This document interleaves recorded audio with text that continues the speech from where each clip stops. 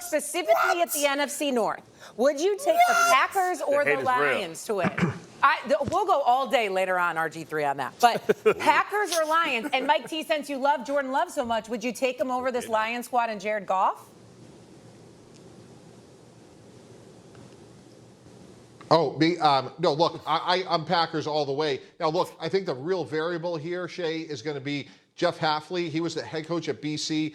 He's now the Green Bay Packer defensive coordinator. Really interesting decision there. You got to give that, to be a grade of incomplete. Detroit's defense is markedly improved. I love Dan Campbell, part of the people that hired him in Miami to be the head coach. So I think it's going to be 1 and 1A. But again, I just think Green Bay's offensive upside is the tiebreaker.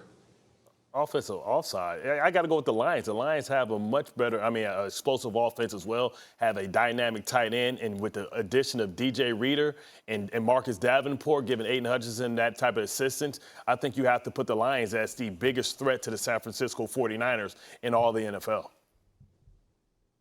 Yeah, Bart, I'm with you. It's the Lions all the way. This isn't a team that is going to let 30 years of not winning their division and 30 years of not having an at-home playoff game and winning that playoff game just go to the wayside. Jared Goff just got paid. He earned it. Amon-Ra St. Brown is a star now, starring in Netflix. He's a problem on the football field, but they also got David Montgomery, Jahmyr Gibbs, Jamison Williams is ready to step up big, Sam Laporta. And I actually believe, guys, that Aiden Hutchinson has a chance to be in the conversation and potentially win Defensive Player of the Year. So I think the Lions are still the front runner there in the NFC North, and the Packers are trying to chase them. Yeah, if we're going to talk about recency bias here, they did go further in the postseason, right. So there's that. Thank you, guys. Okay, so it's funny because you guys know, and I know I have a lot of Packers fans and Lions fans, and this video will most likely attract both of them, so do not hate me. I'm definitely going to play the fence a little bit because I don't really know. If I was forced to pick, and again, if you are just first watching this video and you're a new Lions fan or a new Packers fan, whatever it may be, I have spoke incredibly high about Jordan Love and the Packers as well as the Lions, which is why this question is actually so thought-provoking for me, because if I was forced to pick right now, preseason, obviously don't know how any of these teams are truly going to look. I would lean more on the Lions just because of that maturity and experience is there. And as much as I think Jordan Love is going to continue to grow and be a top quarterback in the NFL, the truth is that he still has some growing pains to go through, right? Like, that's just the reality. No matter how great you expect him to be, even if he's the next Patrick Mahomes, he still is going to have some growing pains to go through.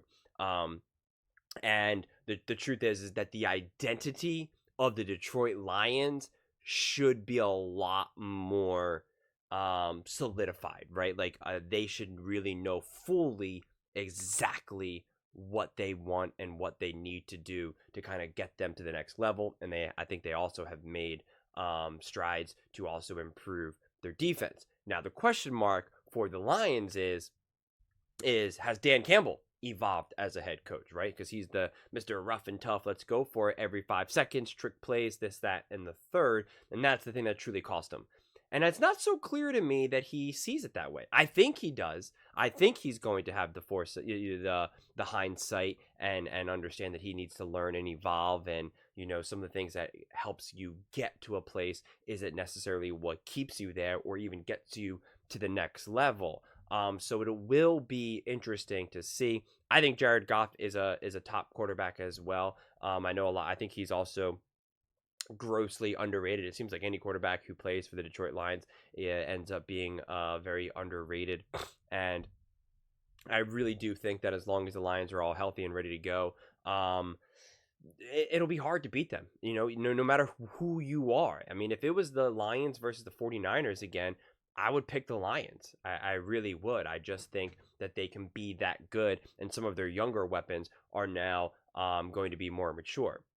But to now flip it on the Packers side, I think that the best chance of the Packers have, and again, I think the Packers are great. I think they're coming. I think they're just about a year behind the Lions trajectory, right? I think by next year, the 2025 season or whatever it ends up being, 2025, 2026, that's when now you're on more equal footing. And then it really is just going to be, I have no idea, right? Like, it's going to be a gigantic question mark. Like, I have no idea. It's just going to be really exciting games to watch. But I do think the Packers are potentially a year behind that trajectory. But the big but is this. If Jordan Love truly becomes the top quarterback in the NFL, right, outside of Patrick Mahomes, right, he's truly in that class, right, because we often say, whether you agree with this or not, this is a general consensus, that when, you know, people are always saying, oh, who are the best quarterbacks in the NFL? Well, of course, it's Patrick Mahomes, Josh Allen, Joe Burrow, and Lamar Jackson. That for the most part, outside of some diehard fans on wherever you're at, is usually the main names that people just rip off right off the bat. Joe Burrow has been derailed by injuries, of course, but that is seemingly what we say. If Jordan Love this season actually proves to be in that top 3, right, top 2, top 3, and actually is balling out to the point where people are like, Jordan Love is for real. We understand that he wasn't the number 1 overall pick. We understand that he didn't come out the gate, you know, like a Patrick Mahomes type player, but he is truly, undeniably a top quarterback in the NFL. Like, I forget who said this, but one of the guys up there says, believes that he's the number 2 quarterback in the NFL. If he actually if that actually comes to fruition, which I'm not saying it will or it won't, I'm just excited to see honestly what ends up happening. Then I think, though, that could potentially be the difference maker. I think if he really is, when you are the quarterback and you are in that situation and you have Matt LaFleur, you have the coach to be able to tie that all together and a good enough roster, a great enough roster, great enough weapons, that is enough to now send you over. Then you would be able to overcome another great top level team like the Detroit Lions. Like, it'll be very reminiscent of Josh Allen and the Buffalo Bills versus Patrick Mahomes and the Kansas City Chiefs, right? Like, the greatness was being able, was the combination between having, say, Travis Kelce, Patrick Mahomes, and Andy Reid, right? They were able to tie that all together and be like, you're amazing. Josh Allen's unbelievable. This is a great team, but just not good enough. You know, like, we're able to just edge you out just ever so slightly. And that's what the NFL is becoming right now. Each games are so edged out. I mean, it's so tiny. I mean, think of the margin of error for the Chiefs versus the Bills, for the Chiefs versus the Ravens, for the Chiefs versus the 49ers, the 49ers versus the Lions, the 49ers versus the Packers. The margin of error is so tiny, and usually the better quarterback is able to edge you out. So if Jordan Love is able to truly be like, yo, you guys are talking about me not even being a top 10 quarterback, or maybe you want to say I'm a top 10 quarterback. How about this? I'm going to be a top 2 quarterback. And if he is, then that'll actually be the difference maker to me. Then I would lean towards Packers. I just don't know if he's going to do that. And even if he can, and if that is his career trajectory, if it'll happen this season, right? This coming season, it might take him another year or so to get to that next level. Again, I really have no idea. I'm never afraid to say I don't know. When I was first looking at this video and I see that it was going to be the question between the Packers and the Lions, I was like, oh man, I know I have a lot of Packers fans and a lot of Lions fans. This is going to be interesting. And I really can't, tell you like a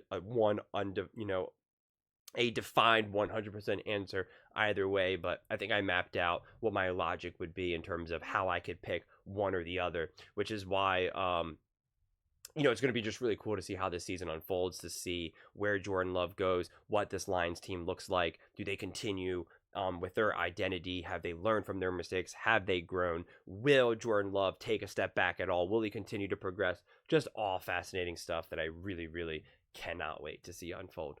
But those are just my thoughts. I would absolutely love to hear yours. What do you guys all think? Which team do you think will win the NFC North? The Packers or the Lions, or dare I say the Minnesota Vikings or the Chicago Bears? Let me know in the comments below. I read every single comment, so whether you agree with me or disagree with me, either way, let's get in some discussions, let's get in some fights, but ultimately, let's just have some fun. And please do consider subscribing. We are building an amazing community here, and I would absolutely love to see you part of it.